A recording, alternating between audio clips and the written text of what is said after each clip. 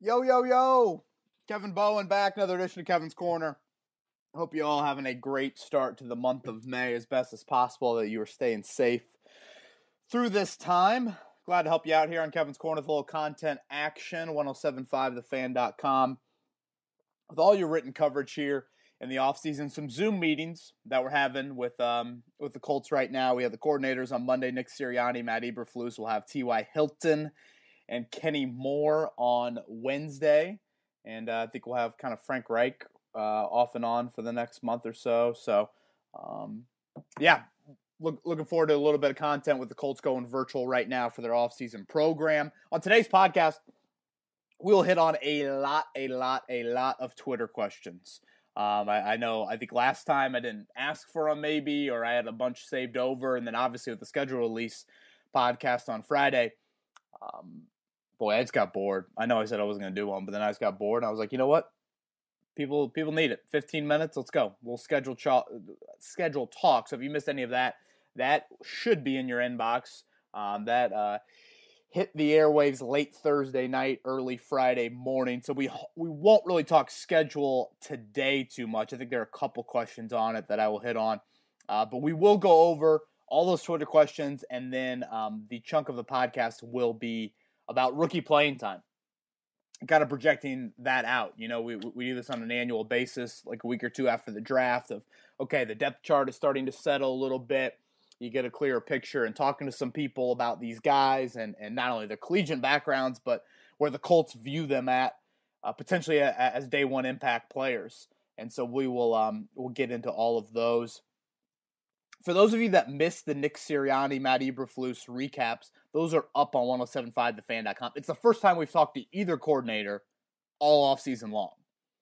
So it's usually kind of an all-encompassing, look back on your unit to end last season, talk to me about some of these offseason additions that have occurred through free agency and the draft, and then, Malik Hooker questions, Paris Campbell questions, running back rotation, all that stuff. So I will touch on a little bit of that throughout today's podcast, but again, in written form, that is up on the website, 1075 The Fan.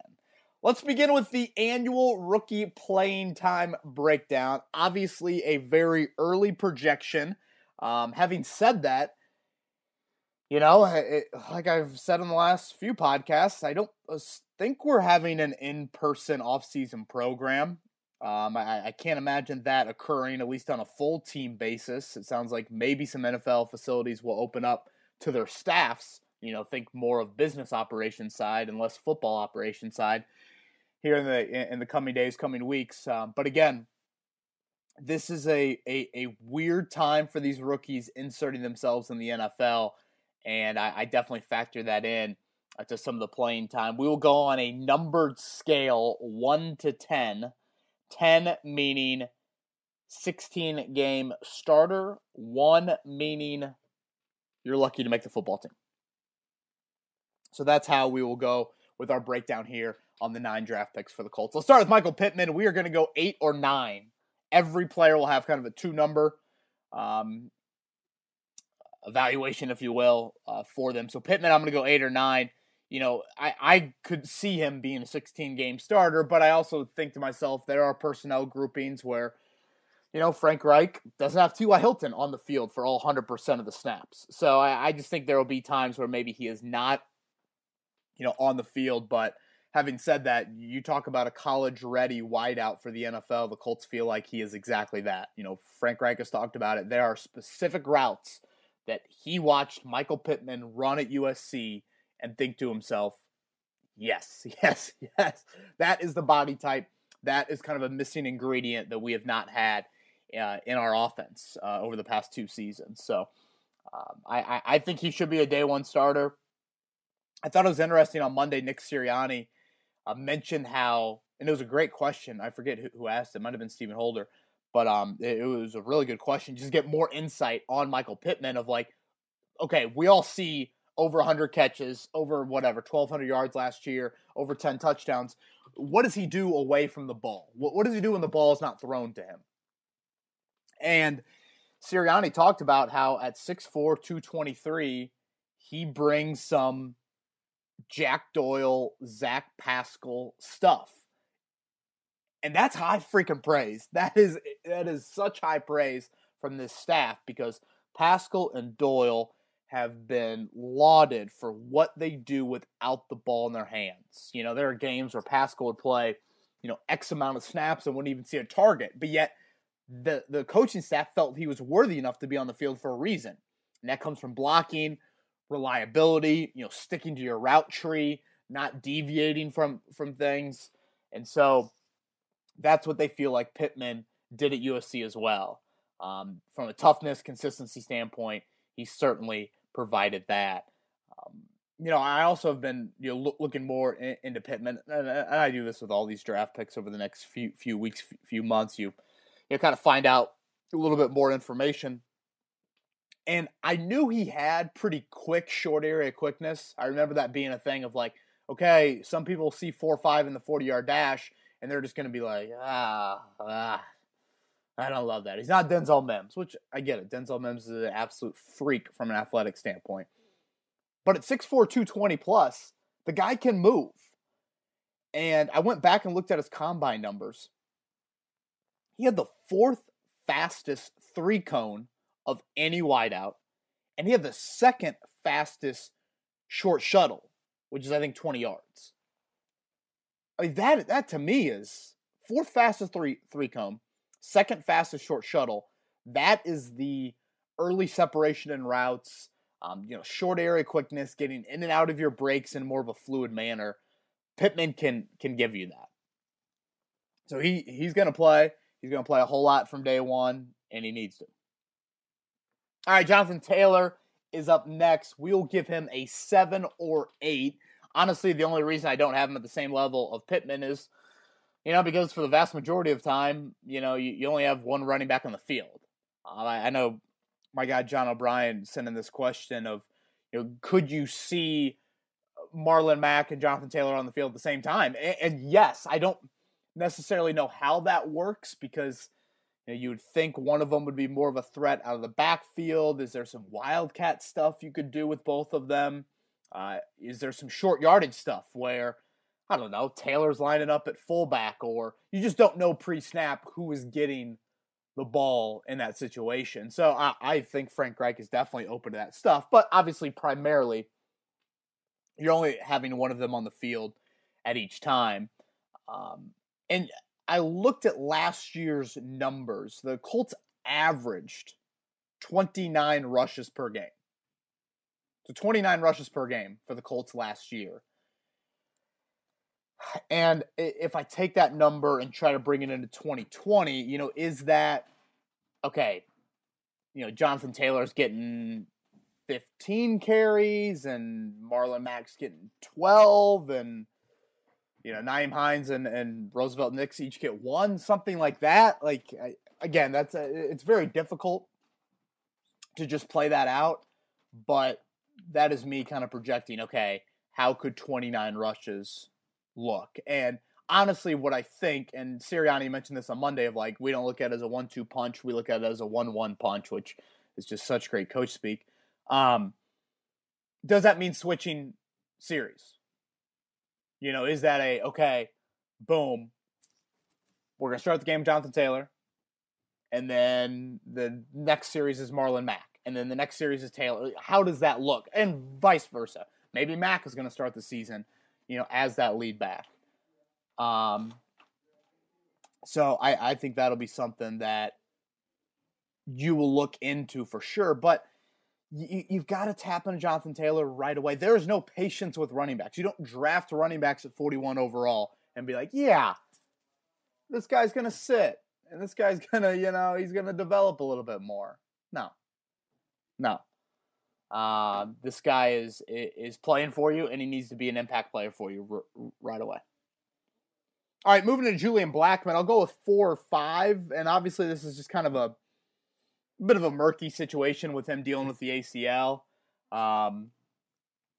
That'll be something to certainly keep an eye on, of just, okay, does he open the season on physically unable to perform list? When he's healthy, I still think Malik Hooker and Kari Willis will be your starting safeties, as they should be. Now, I would like to ease Julian Blackmon into this role And I guess if we go back to the Hooker thing for just a second, I really think that the amount of pressure you're putting on Julian Blackmon with losing, that final year of security on Malik Hooker, I think that pressure is probably the biggest worrisome factor in all of this, and why I'm so skeptical about it, which you guys heard me dive, deeper into on last week's podcast. You are saying no to Malik Hooker because of his lack of durability, even though he's played the second most defensive snaps of any defender on your team over the last 2 years. Having said that, you are now betting on Julian Blackmon, who is coming off an ACL of his own. So it's kind of odd to me that's the sort of rationale and thinking behind that. But again, I think when Blackmon is healthy, what is he playing? 20 snaps for you, 30 snaps for you as a rookie. I think that's a very fair role to have him on. So that's probably how I would operate with things when Julian Blackmon does get healthy. Jacob Eason, I put it at 2 or 3. I fully expect him to make the roster. I don't think that is a question in my mind at all, really, to be honest with you. But obviously, unless something catastrophic injury-wise happens to Rivers and Jacoby Brissett, Eason isn't going to see. He probably won't take a snap, to be honest with you. And I guess unless significant injuries happen around the league and training camp, I don't see, trade value all of a sudden rising for Jacoby Brissett to the point where the Colts are like, oh, yeah, we're good with giving up our valued backup who's making a cap hit of $21 million this season. And that's the other thing you got to think about. When you factor in Brissett trade possibilities, which, again, I don't think the Colts are entertaining at all, what team wants to take on that sort of contract? Now, a team might get desperate and be like, all right, screw it. We're in such a terrible situation. We need a guy that can come in and start. We're going to eat that and have the ability to eat that. But that's a fair question. And how much would the Colts obviously take on from that as well? I have been watching more Eason games. And I know I sound like a broken record and everyone knows this, but the arm is freaking amazing. The ball it's a howitzer. It is a howitzer. I guess when I watch college, quarterbacks, I'm just not used to like that sort of arm talent. And that clearly stands out to me. If like when it is a clean pocket and he doesn't have to make multiple progressions, that ball is on target far more than it's not. And it comes out of there with some serious velocity. But yeah, I mean, obviously some of the negatives are just there aren't a lot of progressions to me. I don't see like a general command pre-snap of like one, getting guys lined up or a lot of looking to the sidelines in that spread offense. And he really struggles against pressure. When pressure comes, I'm like, oh boy, where's the plan? Because there doesn't seem to be a very crystal clear plan. But that's all part of the development, why he fell to the 4th round, all those things. And he's got to figure out, obviously, where to go with it when adversity gets to him. Because full well, obviously, NFL defenses are going to be far more complex with that. All right, Danny Pittner, I'll throw him at 3 or 4. Again, barring an injury, I can't see him starting in 2020. I know everyone wants to bench Mark Glowinski, this and that, but I will go back to what I said last week, folks. First off, Glowinski is viewed by the Colts in a far better light than he's viewed by fans. Fans just look at him like he's the worst offensive lineman, so let's rip him, because you have to rip the worst offensive lineman. That's an NFL fan rule. You have to do that. The Colts are like, hey, we've preached continuity for all these years. It's not that bad. We're gonna continue to have him in the lineup. And Danny Pittner's never taken a snap at guard in his life. Never. Ball State, tight end, tackle. So I think we have to keep that in mind. And Glowinski signed through 2021. Now, maybe Pinter shows you a lot. Pinter, I got him. I saw the YouTube commenter was chirping at me that I wasn't pronouncing that right. Aren't I saying that right? Pinter. Danny Pinter. Gosh. It's bad enough I got terrible handwriting. Now if I can't talk, I won't be long for this job.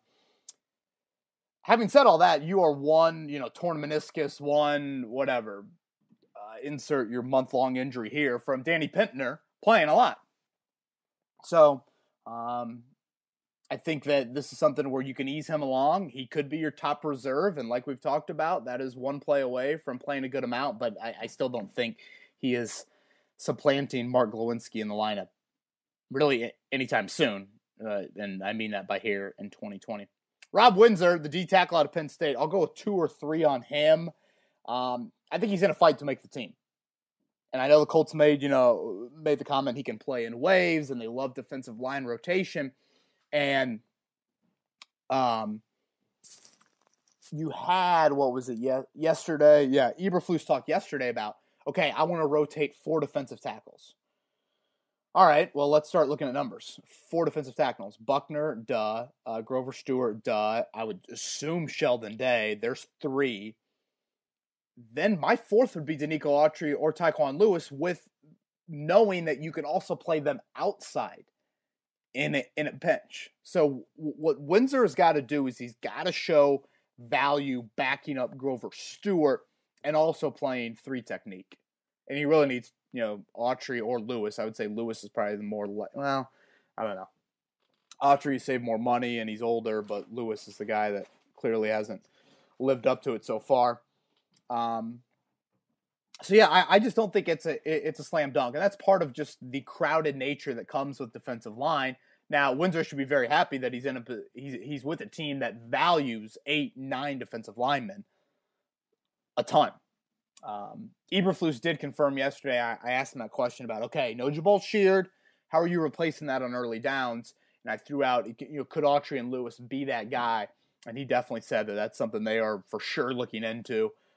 So that would not be surprising at all if one of those guys were starting for you on the early downs. And then when you get to the pass rush situations, that's when you bring on Kamoko Terry or Ben Banogu or whoever. Al-Qadim Muhammad's probably another name to throw in there on those rundowns. But, Autry and Lewis have done it before. They have done it before. All right, Isaiah Rodgers, the corner out of UMass. I'll go 2 or 3 for him as well. Special teams is a must. A must to make this football team. Gunner, kick returner, both those things. As a corner, they feel like nickel is where his best fit is. Obviously, that's Kenny Moore. Long term, could he be a backup, versatile corner for you? He is a really different body type than TJ Carey. TJ Carey, you signed back in whatever that was, late March, early April. I don't know, all the months run together at this point for me. But, Carey's what, 6 foot, 203, 204, something like that? I mean, that's kind of a stocky slot corner. Isaiah Rodgers is, he's the size of a, Bishop Chatard corner. He's 5'10", 170 pounds. That's small for a college corner. So I think just special teams has got to be a must for him, just to make that value, create value. And do you have room for both him and TJ Carey? That's a question, because if Nyheim Hines and Paris Campbell are your return men, then you're going to run into some, okay, what's the value for him rounding out your roster? All right, Desmond Patman, the big man out of Washington State. I will go with 1 or 2 here. I think Patman is in a big fight to make the roster. You got 4 receivers that I look at as locks. That obviously being Hilton, Pittman, Campbell, and Zach Pascal. And then it's maybe 6 guys for 2 spots, something like that.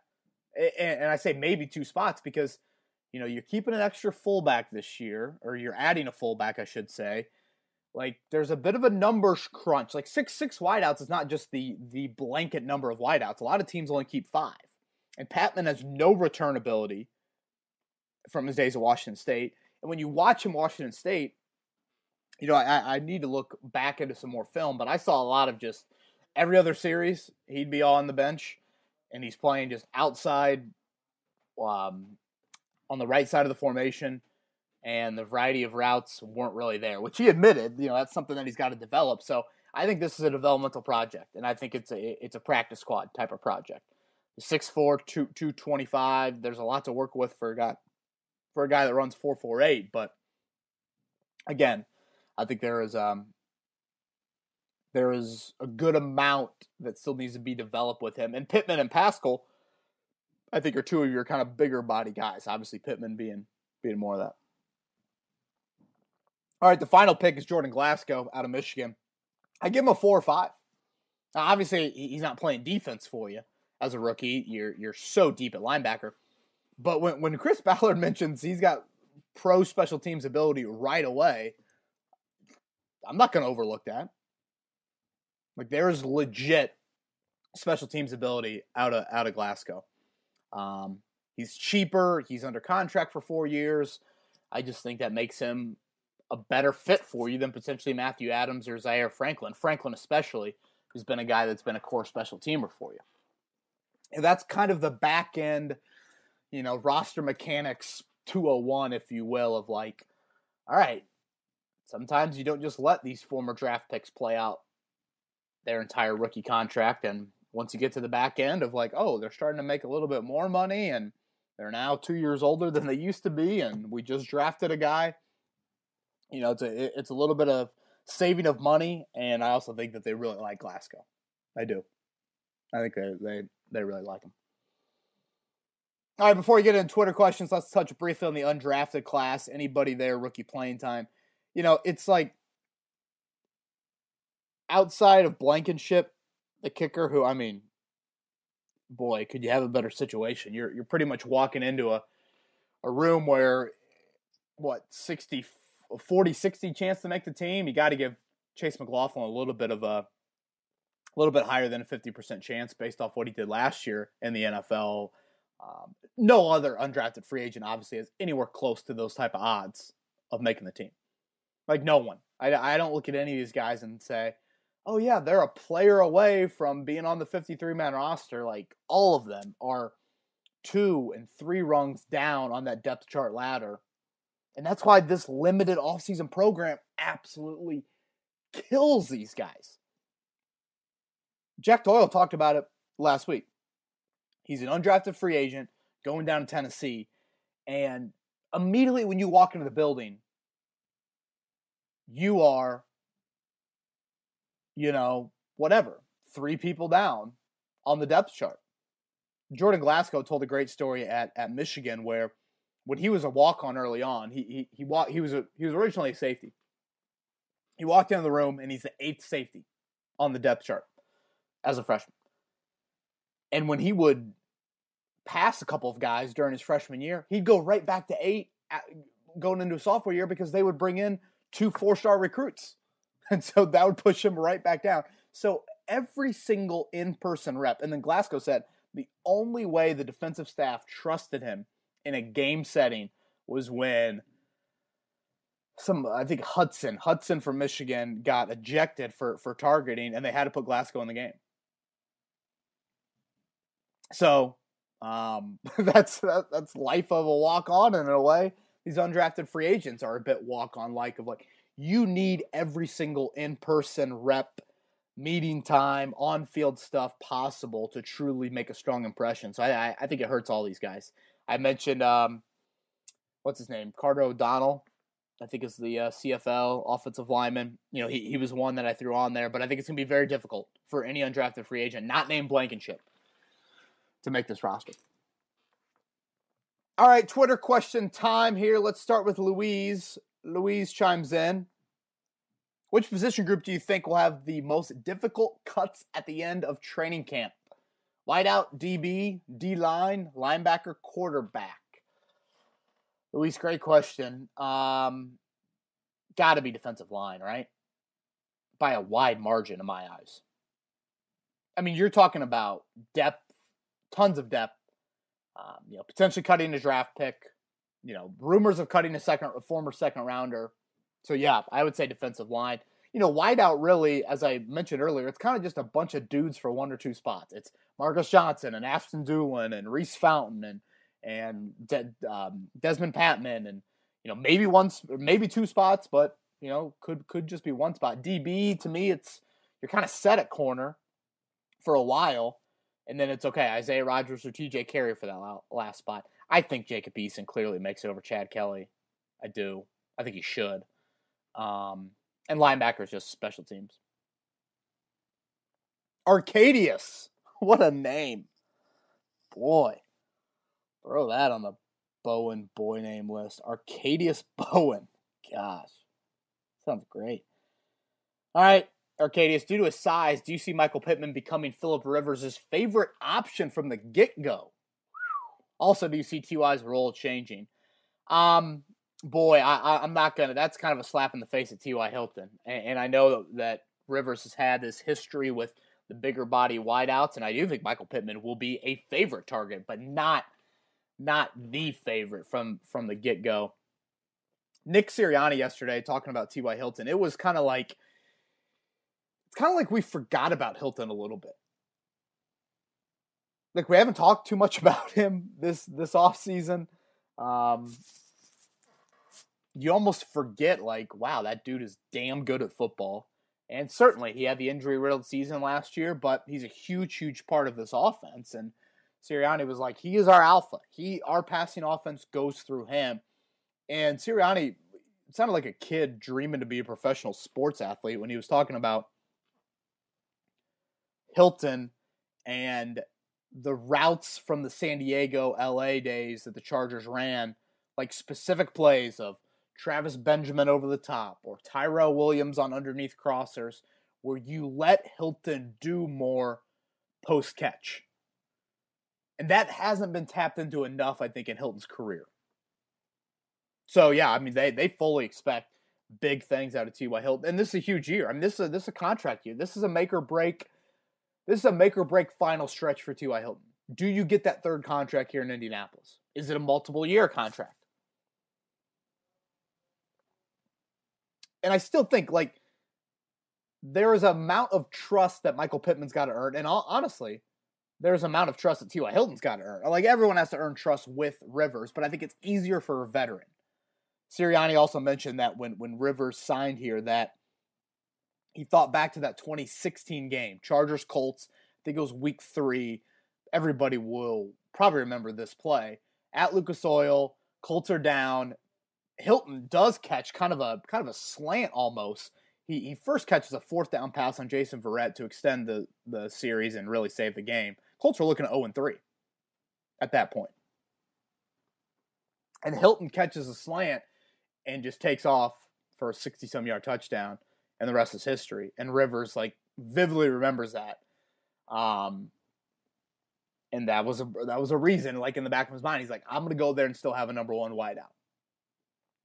And I think back to the Andrew Luck conversation. So much with Hilton kind of jogs my memory. This probably goes to show you how big of a fan I am of watching T.Y. Hilton play the game of football. But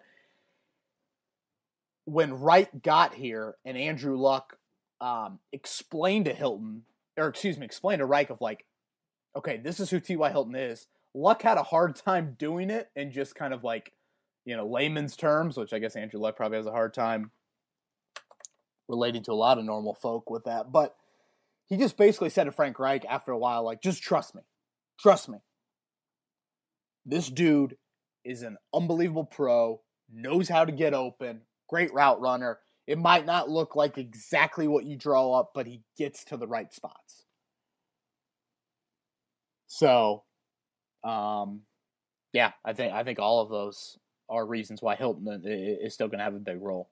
But this is a huge year. I mean, he's got to be a 1,000-yard wideout, I think, for you to feel comfortable. Because, yes, Pittman's going to play a lot early on, and we know about the big body history with Rivers. But, you would like to just kind of, I don't know, ease him isn't the right term. It's not like you're Julian Blackman with him. But I guess what I'm saying is, like, you don't want to have the pressure of, like, okay, Michael Pittman, we need 10 targets and we need 6 catches every game. That's a lot. All right, Gary is chiming in. Gary says, am I the only one that thinks Luck retiring forever was over a calf injury? Admitted conspiracy theorist here. Boy, that's a great... Admitting your problem is always the first step. But what, if anything, am I missing? It just doesn't add up to me. Do we have the whole story? Boy, is this Joey Molinaro with a little bit of an alias here on Twitter? Gotta love conspiracy theorists. Cornelius Washington, one of the best out there, is one of them. Openly admits it. Boy, Gary, it's been a while since I've gone down the Luck route. We haven't had a true Luck retirement question in a while, so thank you for this in the quarantine. What do you got, Gary? I mean, do you have some crazy conspiracy? Because if you do, what do you got? Jordan gambling? Are we going there? Is Andrew Luck running a drug sting in the Eagle Creek Park? God, that's juicy. Hey, Gary, whatever you got, send it in because we need some fresh content over the rest of the offseason. But no, I mean, I think Andrew Luck, I guess, go back and listen to the August 25th podcast from last year. Andrew Luck did not want to make the sacrifices that it takes to play football. And I don't know how much of it was like strictly a calf injury. No, it was just, okay, whatever the rehab ramifications are for Andrew Luck to continue to play football at an incredibly high level, he doesn't want to make those anymore. Whatever that is, rehab-wise, medical-wise, it impacted too much of his life. He was a new husband. He was about to be a new father. Lucy Luck, shout out to Lucy Seward, born a few weeks ago. Jason Seward, Allie Corey, tremendous, love it. Yeah, I just think that his priorities are different than a lot of other NFL players. And I'm not going to argue which is great, which is bad, all those things, but I honestly think it just, again, the physical pain is too much for him. The physical pain wasn't too much, I should say, but what it takes, again, to fight through that pain, to be the starting quarterback, be the franchise quarterback of an NFL team. All right, we had a couple questions about Jacoby Brissett per usual, so I'll throw Yuri and Felipe's in here as well. Yuri says, what's with the Colts talk about Brissett? Why would you bring in a veteran if you think he's the guy? Are the Colts scared to let go? And what about the contract? He's a backup on crazy money. All right. Felipe says, we all know how the team says they love Jacoby. What they've done, both on and off the field, though, is shown they don't love him that much as a player. What do you think would be better at backup? Have Eason for development or stick with Jacoby the whole year? Well, very fair questions, both of those. And the old saying of actions speak louder than words could not be more apparent here with the Colts' thoughts on Jacoby Brissett. I mean, hell, this week there's a report out there that the Colts are interested in Andy Dalton if they wouldn't got Rivers. So, yeah, Andy Dalton and Nick Foles, rumors of trades there. That's not that's not a huge endorsement on what they think of Jacoby Brissett. Like, they can like him, but again, your actions speak louder. They do. You're spot on there. Spot on. And they knew an upgrade was needed.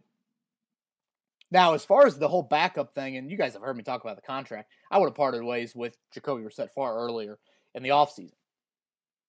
Say, create more cap space, try to make an upgrade somewhere else. Because, and I know this goes against a lot of people's belief, especially the Colts' belief, in how I view backup quarterback.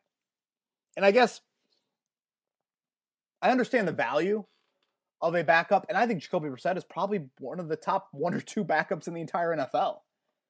I think he's very, like, I don't want people to think, like, I think Jacoby Brissett is the 47th best quarterback in the league. No, I don't.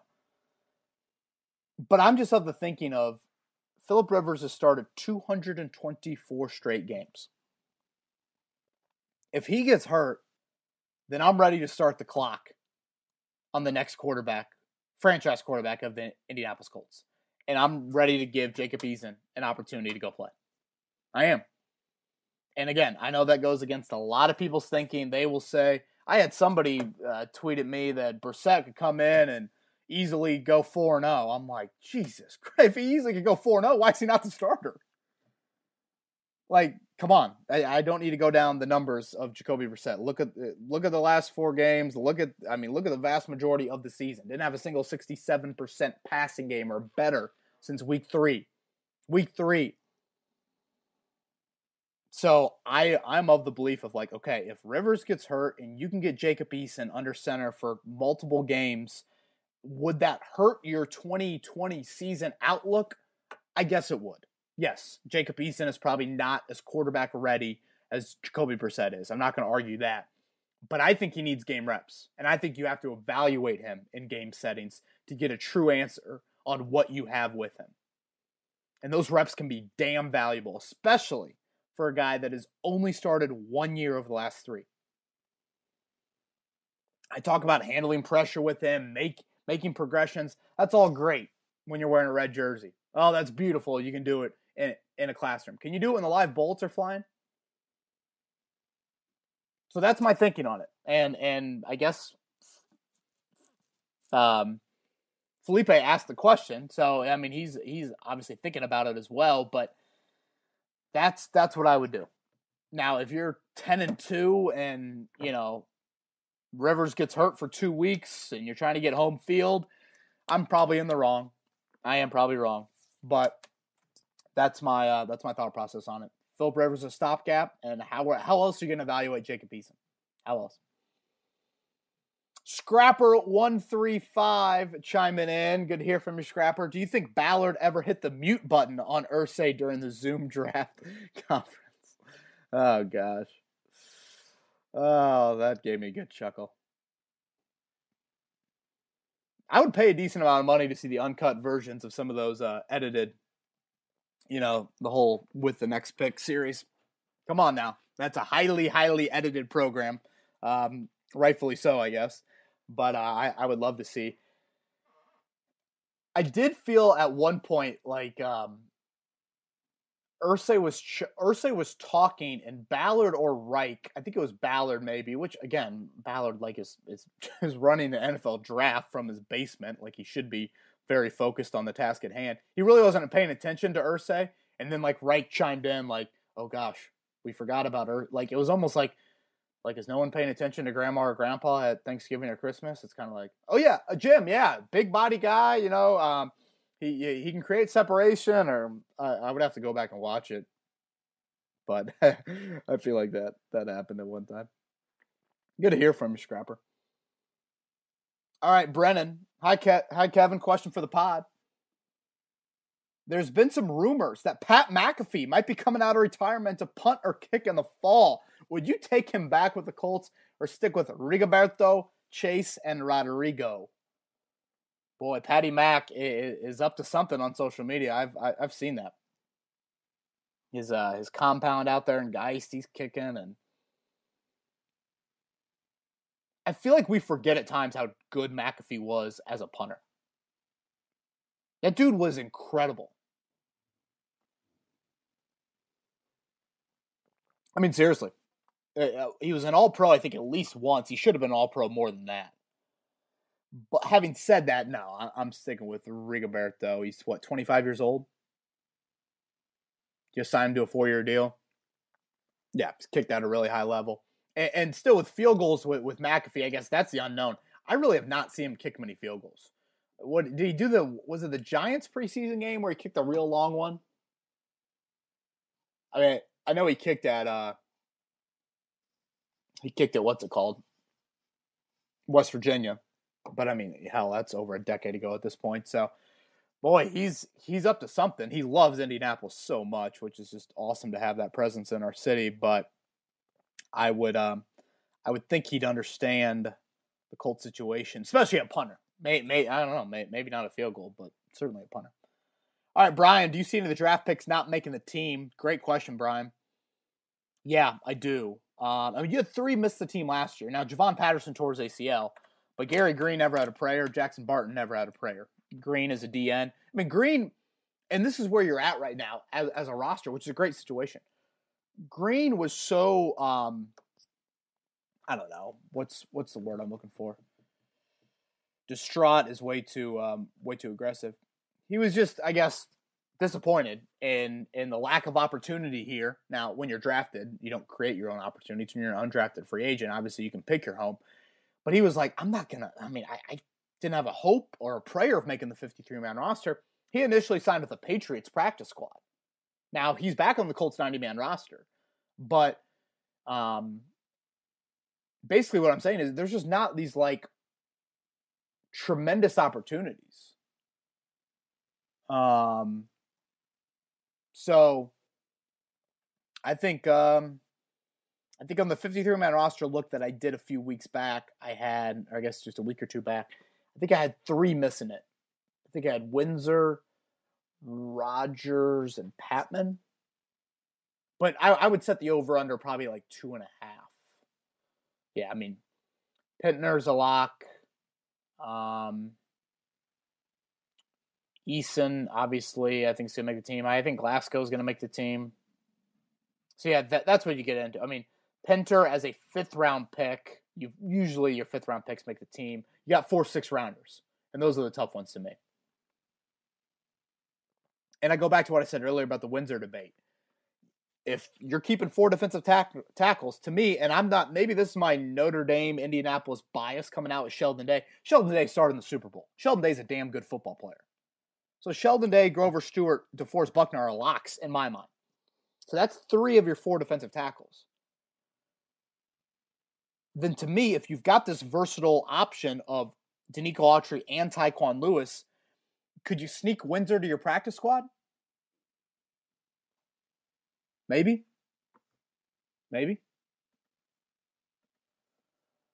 All right.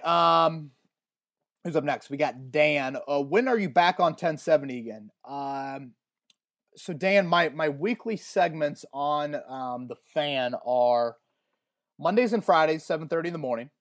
Joining the Fan Morning Show, Jeff and Big Joe at 7:30. Then I do JMV every Wednesday at 5. And I'm on with Dan, usually at 2 o'clock on Fridays. It kind of flip-flops, 1 and 2 o'clock on Fridays, depending on if he's got some national people that he can move me, the peasant, around. But yeah, 1 or 2 o'clock with Dan on Friday. So those are the 4 weekly segments. As far as co-hosting, I think I might be doing a day or 2, maybe, here later this month for the morning show. But yeah, as of now, obviously, Dan isn't traveling, so the times I'd host for him, and no one's going on vacation, so everyone is hosting their own shows. All right, we had a couple questions here about Chris Ballard, Frank Reich on the hot seat. Kyle and Matt asked these. Kyle said if the Colts have a subpar year, is Ballard gone? Matt says if this year doesn't go well, should Frank Reich be on the hot seat given how much he was advocating for Rivers? So I will address both those here. I really don't think there's any chance they would get fired this season. If you go 0-16, yeah, you fire everybody. You fire, I would say you fire Blue, but Blue's such a great mascot. I don't think you even fire Blue, but you fire close to everybody. But I mean, seriously, if you go 4-12, 5-11, I don't think it's a slam dunk that they get fired. And I really don't think that I don't know. I would have to see it play out. Saying 4-12 and watching 4-12 happen, my mind could change in a hurry. Now, I will say this. I think anything short of making the playoffs this year, that seat should be very, very warm. For both, probably both. I don't know. It's kind of weird because they're 1 year apart, and are they both tied at the hip? You know, how do you go about that? I think GM head coaches should be tied at the hip. I do. Especially when you make the head coach hiring, which, Ballard did. So, even though Irsay had a good amount of say in as well. But yeah, I mean, I think anything short of not making the playoffs, that should be very warm. Like, wins have got to start occurring. Like, this is all great. Oh my gosh, the foundation is great, and they've overhauled the defense, and the offensive line is pristine, and like a lot of those things are true, but this is a bottom line business. And sooner or later, you've got to start showing up wins and losses. You do. Steps on defense have to start being taken. And ultimately, you got to get back in the playoffs. Especially with the playoffs expanding to a seventh team. So yeah, I would say, again, this needs to be a 9-win plus season. That should be the expectation, especially with Rivers. If this year doesn't go well, should Reich be on the hot seat? It's not like Ballard was opposed to it. So again, I just kind of group those two at the same time. It's like, are you going to give Chris Ballard a third head coach? Like that seems, I don't know how many GMs have ever gotten a third head coach. And only made the playoffs once. So yeah, it's certainly time. It is time. The excuses can be fair, and there are certainly circumstances that have impacted and hindered their ability to build this team. But this is year 4 for Ballard, year 3 for Reich. Yeah. I mean, more consistent evidence in a positive direction has to start coming, or else that seat is going to be That seat's going to be turn 4 warm in late May. Now, hopefully late August this year. All right, JC chiming in. Jesus Christ, Justin Curitan, not sure. How big of a role does Jack Doyle play in the offense this season? That might be a Justin Curitan question. Or it could be a Jesus Christ question with how people think of Jack Doyle. Jack Doyle, happy 30th birthday a week ago. I think Doyle plays his normal role. Yeah, big role, I guess. Yeah, I mean, Doyle's on the field a ton. So, yeah, I mean, it's going to be a very Jack Doyle-like role. A big, and I'm a culprit of this. We probably don't give Jack Doyle enough credit for playing 16 games last year. He suffered some big-time injuries, the kidney and the hip in 2018, and he plays, 7-8 games, maybe 9 games that year, and had been so durable throughout his career, bounces back 16-game season, and we know Philip Rivers likes his tight ends. So, yeah, I think Doyle's going to play that, 80% of the snap, 90% of the snap type role. Frank Reich, just look at Jack, again, this goes back to the Doyle-Ebron debate. Frank Reich can say, and Chris Ballard, their words can say a lot, and they are both very, very candid, I think, for a head coach GM. You've got to put them on a scale there. So when you evaluate them on that level, they are pretty candid, but just there's evidence that speaks more to their true beliefs. How they've handled the Brissett situation, and look back at the Doyle-Ebron thing. You like both of them a lot. Why is Jack Doyle playing 40 more snaps than Eric Ebron every game? Because you like Doyle even more. Aaron, hardest 3-game stretch of the season. Oh, I think it's pretty obvious. It's Baltimore. What's it? Baltimore at home, at Tennessee on a Thursday night, and then home to the Packers after the mini bye.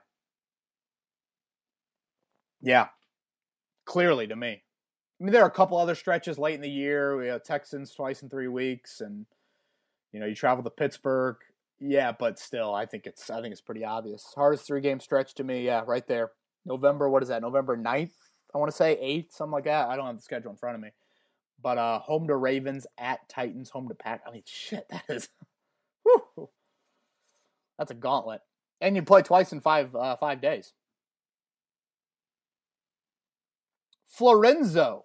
What a great name. Florenzo Bowen. Boy, that's a great name. What are the best options for the O-line depth still available in the free agency market? Jason Peters, Larry Warford.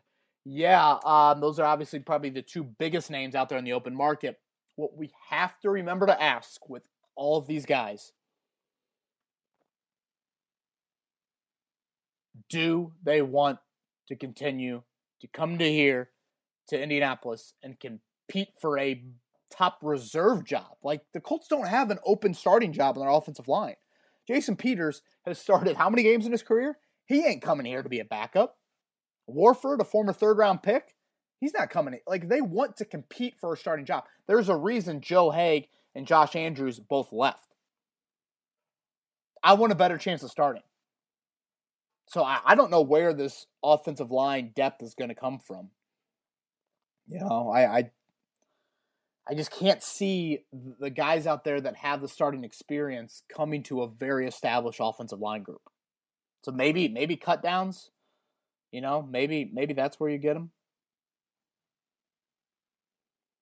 All right, Lucas, can we consider the second linebacker spot, Anthony Walker, closed for the time being, or should Ballard still look to improve?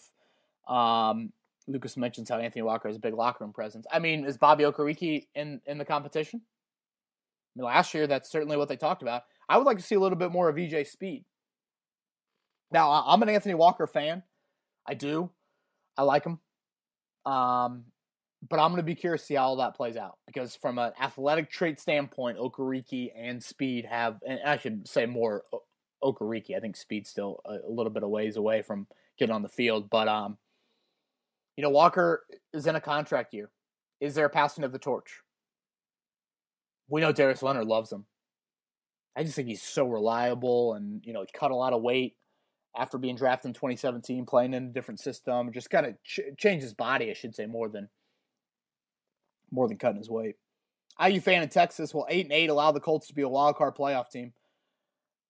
I think it's a good chance. I mean, last year, Pittsburgh would have got in at 8-8. I'm saying with the 7 playoff teams, obviously. The Rams were 9-7, is that right? Out in the NFC, and they didn't get in under 6. They would have got in with 7. I would think 8-8 gets you in, but 9-7 just to sleep good at night. Malik, I assume this is not Malik Hooker chiming in. What do you think who do you think has a more productive career at corner, Rock Ya-Sin or Marvell Tell? Seems like an easy answer, but Marvell looks like he has some good football in him as he continues to develop as an NFL corner. Good question. I think it's a fair question. I will go with Rock Ya-Sin, but I think it's real close. I think Marvell Tell does have some nice potential. I just don't know if the opportunity will be there for him. Does he bypass Xavier Rhodes on the depth chart? Does he bypass Ya-Sin on the depth chart? I just don't see that. Eberflus talked about Xavier Rhodes on Monday, saying how he coached him in that would have been like January 2017 Pro Bowl and just loved how he worked, which if you love how a guy works in the Pro Bowl, that guy must be working. And he loves the size. Cannot teach that size. CW chimes in. I was hoping you could explain the Malik Hooker Instagram post. I saw it, but was confused as to what it meant and why it was a big deal. LOL. Maybe also talk about anything behind the scenes we don't know about the situation with him. Seems like an odd move. Yeah, I mean, for those that missed my little rant on Hooker last week on the Tuesday podcast or Monday, whenever I ended up recording that, yeah, I felt like I laid it out there. Okay, if we have a character scale, and let's go with the cornerback position. Kenny Moore's on one end of the scale. Quincy Wilson's on the other end of the scale. Malik Hooker is not at either ends of the scale. Is he? I do think he's probably better than average, but I just don't think there is the exact. He checks every single one of our off-the-field boxes that we want him to. The Instagram post was what? It was like some Photoshop picture of somebody holding up a thumbs up, and then he had a song. The song was like "Fed Up," I believe is what the title was of the song, and he wrote in there. He took a picture of like his whatever you call it, his little console in his car of what he was listening to, and the caption was "Mood." So yeah, and this is all within what 12. Less than 12 hours, like an hour or 24 hours maybe was the second post of him putting that up. He didn't have a whole lot of, and Malik doesn't have a ton of enthusiasm to begin with, but boy, he wasn't too enthusiastic about reading off the old schedule release, that video that the Colts made. I mean, we had several questions about Hooker, so I'll just throw them all in here. I just don't see how he comes back. I don't. And I know some people are like, hey, if he has a good year, he's going to come back. Like, duh. Okay. If he has a good year, he comes back. First off, he's going to be wanting a whole lot more than the $6 million that he would have gotten had you pick up that fifth-year option. And if he has a good year, he doesn't love this scheme fit anyways, and we saw how he's reacted to this. You got to think he's going to look at it with that market value. And the market for a emerging safety at the age of 25 in today's NFL that can run hash mark to hash mark, I think he's going to command some pretty good attention. Again, if he has a good year. So I just don't think, you drafted Julian Blackmon for a reason, I guess. And it puts a ton of pressure on him. But I just can't see the Colts wanting to give him 3 or 4 years, Hooker this is, 3 or 4 years for X amount of money, if the market is going to be really high and you believe in Julian Blackmon. So, yeah, that's how I look at it with Hooker. It's just I think you're putting way too much pressure on Julian Blackmon coming off the ACL. I thought it was a very manageable contract to pick up to evaluate him further. And it's kind of Chris Ballard almost, I don't know, maybe going against himself, but it seems like a quick evaluation for Ballard. And maybe he knows. I mean, and obviously he knows far more than I do, but when Ballard himself says it takes guys a year and a half, 2 months post-ACL to really know, okay, well, how are you going to know on Blackmon? How do you know already on Blackman? And then the same thing with Hooker when you only have evaluated him for one season post ACL, considering this timetable of a year and a half, 2 years. It just doesn't add up 100% to me. But Eberflus did talk about it yesterday. The first thing he mentioned about safeties when asked about Hooker or Blackman was the versatility. And I just think they believe Blackman gives more of that from a tackling, a little bit of corner standpoint than Hooker does. And the ball production, which you could argue. I mean, Hooker actually has had pretty good ball production early on in his career. All right, Derek chiming in here. Derek from across the pond. Do you think Chris Ballard is behind on his dream defense rebuild? I assume he'd hope to have 2 locks in Quincy Wilson and Malik Hooker from the 2017 draft, and now one is gone and the other's future is up. Well, definitely. I mean, he is behind. I mean, you had 2 misses in potentially Hooker, which we think is a miss, and then obviously Wilson is a miss, and then throw in Terrell Basham. That was a 3rd miss. And those are your first 3 picks. So, yeah, I mean, you had wild misses with that, and you've been trying to make up for it. Drafting multiple corners of Rocky Yassin and Marvell Tell, and, luckily found Kenny Moore after that 2017 offseason. But then safety, you're drafting Julian Blackman in the 3rd round for a reason. Terrell Basham miss, you come back with Tyquan Lewis and Kamoko Turi and Ben Banogu. So, yeah, this rebuild has taken longer because of the misses in 2017. Philip, how long until Bobby Okereke supplants Anthony Walker as a starting Mike linebacker? Philip, great question. I will say this. I'm not sure if non-obvious division, I'm not sure if there's a player this staff loves more than Bobby Okereke. Again, non-obvious division. So take out, your all-pros and your Kenny Moores and your Jack Doyles, but, they love Bobby Okereke. I remember back in February, Irsay was talking about how he's so excited for the upcoming – when is Irsay not excited for the upcoming season? So excited for the upcoming season, and Quentin Nelson and Darius Leonard are the first 2 names he mentions. The 3rd name he mentioned was Bobby Okereke. Talking about how he could be a Pro Bowler. So they love the length. They love the speed, the striking ability. Again, all of that is kind of Darius Leonard-like. Again, measurable size. Let's not say Kevin is comparing the 2. Instincts are vastly different, and Leonard finding the ball versus Okereke. But yeah, they really, really like him. So that's why I do think Anthony Walker could be in a fight. Although I like Walker, and do you play more the Sam linebacker position? That's a fair question. All right, Keith here. Will Jonathan Taylor take over as number 1 running back? If so, when do you predict that will happen? I'm thinking after the bye week. Queen says it's a great question. I mentioned earlier, 29 carries a game. Okay, 15 for Taylor, 12 for Mack, 1 for Hines, 1 for Nick. You don't draft a running back early in round 2 and sit on him. You don't. And I do think there will be some sort of splitting. I don't think it's going to be like – it's been a while since the Colts have had a 1-2 punch atop their running back depth chart that they've actually used. It has. I can't think of Bradshaw and Boom Hare. I have no idea. I would have to go back and look at it. But Marlon Mack has been the bell cow. So, find me the last time the Colts have had 2 running backs get double-digit carries, several games in a row. Maybe I'm totally missing one, but I can't recall Gore and Mack late in Gore's 2017 season. I can't see it. So I do think they're going to trade off some series. And, maybe Taylor is going to be more of a 15 carry guy throughout the season. Mack leaves next year. He's a 22 carry guy. But Hines is still going to play on 3rd down. Sirianni was, very, very high in just the praise of Hines and how Philip Rivers does a great job of finding running backs. Great job. And especially the guys that have the Hines body type. John, hey, Kevin, I've seen a few articles about Desmond Patman being a fantastic late-round pick. I know Louis Riddick loves him.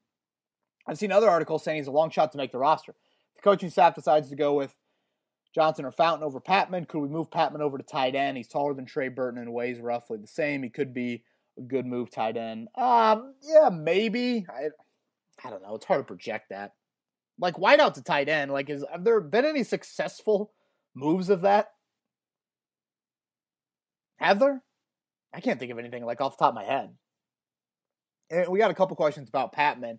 I don't think that'll happen. Again, I'm more of the put him on the practice squad, develop him with Mike Groh, and that sort of thing. But it is kind of intriguing, just the thought of it.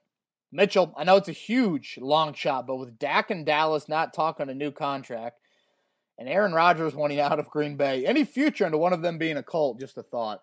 Oh, boy. I think we'll get a Rodgers question every week until all that plays out. I would assume Rodgers more than Dak. Like, the thing with Rodgers is, like, Green Bay can't wait till year 4 to play Jordan Love because you have to make a decision. So, I mean, start the clock on Rodgers. What is it, 1 year, 2 year, 3 year? They can get out, like, what, after 2021, I think it is, save a bunch of money? Yeah, I guess that is a question. Like, is the next Colts starting quarterback, is it another Bridge?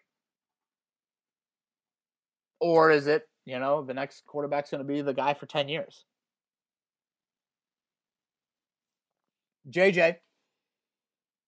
We got about a handful more here that we'll get to before wrapping up.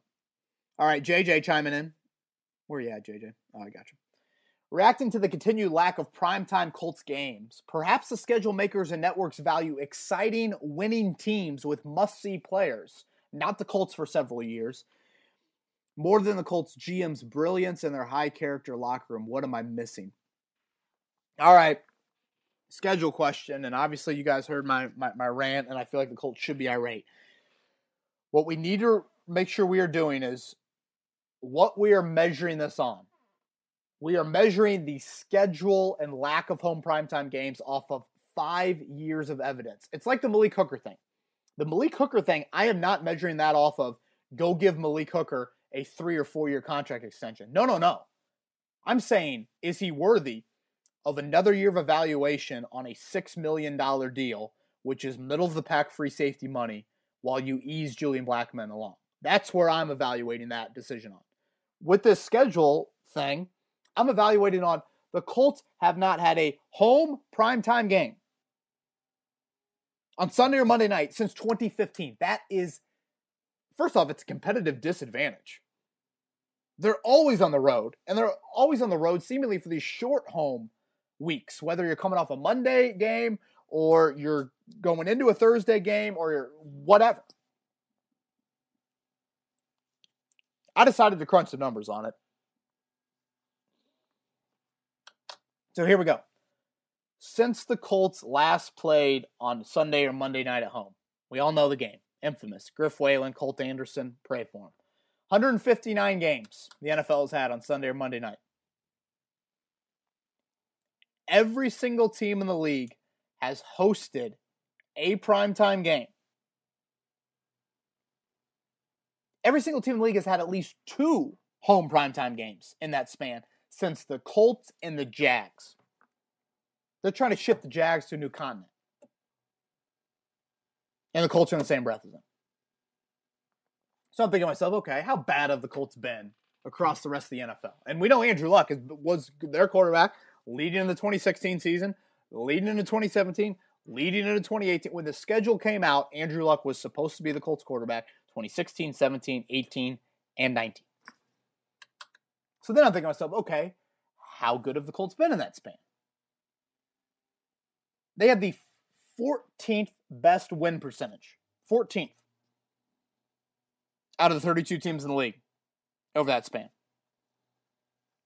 Think about all those teams below them. Like, how do you not give them 1 in a 5-year span? 1. It's incredible. That fake punt curse is real, folks. And maybe that is deserved punishment. If the NFL came out and said we have punished the Colts for 5 years because of the fake punt, I would stand up and clap. I would say Roger Goodell, thank you for the honesty. That is a deserved punishment. Let's move on. Alex, do you think the large amount of free agents next year for the Colts is a contingency plan to blow the team up if Phillip Rivers isn't the guy? That's an interesting thought. Maybe a little bit, but I just think naturally you've gotten here. The Hilton extension was before Chris Ballard arrived here. The Justin Houston 2-year deal made sense. You drafted Marlon Mack and Anthony Walker. Their contracts are obviously naturally going to come up after 4 years. And I think also the Colts just couldn't strap themselves in quarterback-wise. They just couldn't do it. And I know I mentioned on last week's podcast how you have 2 of the top 20 quarterback hits, 3 of the top 20 hits, period, cap hits this is in the entire NFL, which is just terrible. Mainly a quarterback because Rivers and Brissett will not give you that sort of return value. But it's only 1 year. So that's fine. Wake, if Taylor explodes onto the scene as an immediate 3-down back early in the season, do you see Marlon Mack being traded to a team with a need? No, I don't. I don't see Mack being traded. You're 1 injury away. And running back, I get Jonathan Taylor's been crazy durable, but no. Marlon Mack is affordable. No, I would not do that. Not at running back. Running back's way too risky for me. Wake also says, you often reference your affinity for Greek's Pizza. Have I? Jeez. I should probably listen to what I'm saying. A college favorite for sure, but what are your top 5 indie pizza joints? Oh, boy. That's a good one. I love Donato's. I know it's not Indianapolis pizza, but I just love it. I love it. I like Giacomo's Pizza over on the east side, and I think there's another one up somewhere else, Fort Bend maybe. Tony's Pizza in Carmel was a staple of mine when I was growing up. Goodfellas, I know it's not like an indie pizza. I like that. What am I forgetting? Napoli's has great pizza right by our house. But I love Donato's. I love it. That's my favorite. Alex, should we expect a contract extension for T.Y. sometime this offseason or even during the season, or do you think they'll wait and see what they get out of Pittman and company before offering him a deal? Yeah, I think they'll wait. It's a big year for Hilton. Got to stay healthy, see what the market is. And then, like you said, you got to wait and see what you have out of Pittman. It's just a little too risky to extend him now, and I think probably Hilton gets it at this age. Mitch, what are the odds that Danny Pintner wins a starting job from Glowinski by the end of the season? 10 or 20%. Yeah. You're still guessing on Pinter until you see him in a training camp. I mean, the dude's never played guard in his life, folks. People want Mark Glowinski gone. Like, it's just incredible. All right, 3 more. Ingrieve, is this the last season Anthony Walker plays for the Colts? He could get paid bigger money elsewhere. I do. If you're going to make me guess, I probably think this is the last season. How else are you getting Bobby Okereke on the field more? And I don't think it's honestly the money. I just think they're obsessed with Okereke. And they felt like he's a Mike linebacker position. John, with Hooker most likely on his way out of town after the season, I've been wondering who from the 2017 draft is going to make the roster. If Okereke wins the Mike linebacker job, who from the 2017 draft gets a second contract?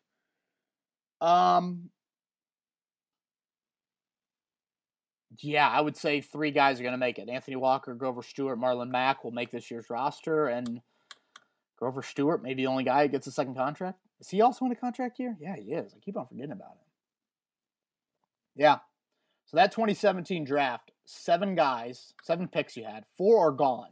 Quincy Wilson, Terrell Basham, Zach Banner, Nate Hairston. You had all 7 of those picks in the first 5 rounds, too. Boy, that is an ugly-looking group. Wilson, Basham, Banner, Hairston. Wilson doesn't get to the final year of his rookie deal. Banner doesn't get to year 1 of his rookie deal. Basham barely plays into year 2. Hairston doesn't get to the final 2 years. And the return on those 4 guys is a late 6th-round pick. Right? Wilson was the only trade. You didn't get anything back for Hairston. You just waived Basham and Banner. That's terrible. So those 4 guys, those 4 rookie deals, so they each were 4-year contracts. That's 16 seasons you get possible out of them. 4 out of each. Wilson gave you 3. Basham gave you 1-ish. We'll say 1. I think he was waived like in October. Harrison gave you 2. So 6. 6 of 16 seasons. Just those guys playing out their rookie deals. God, good thing he bounced back in 2018. And that's huge. That's a huge part about being a general manager. And it especially means more because, and obviously this is pre-Chris Ballard resume, but go back to the previous drafts. 2013, no one. 2014, no one. 2015, no one. 2016, who you got? Brian Kelly? And I guess the Raven Clark. Man, that is a run. 2013 to 2017. That is just really 2013 to 2016. That's why Grigson got fired, honestly. All right, final one with Sean. What's going to happen with season ticket holders that paid for tickets if there's no fans? Sean, I tweeted out, scroll through my timeline. I tweeted out earlier in the week, maybe it was late last week after the schedule came out. There's a refund policy on Colts.com. So check that out over there. I think they didn't put it in clear terms. I think you probably have to contact them to really find out, but obviously that'll be a big thing to look into. All right, everybody, thanks for listening to this edition of Kevin's Corner. Last week on the website, we looked over the first 4 picks the Colts had. This week, we will look over the last 5 picks they had this year and a little bit more intel into each of those picks. And then, like I said, the Nick Sirianni, Matt Eberflus recaps are up on the site as well. We will probably stick with Tuesdays throughout the offseason now that there's no more live NFL events for some time. So everybody stay safe, have a great week, and thanks for listening to this edition of Kevin's Corner.